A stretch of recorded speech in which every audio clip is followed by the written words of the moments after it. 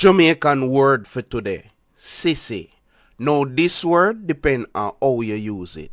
Sissy can describe somebody who is soft, timid, or easily afraid, like somebody who not really stand firm. But in Jamaican culture, it can also be used to describe a man who move too girlish or act overly soft in behavior.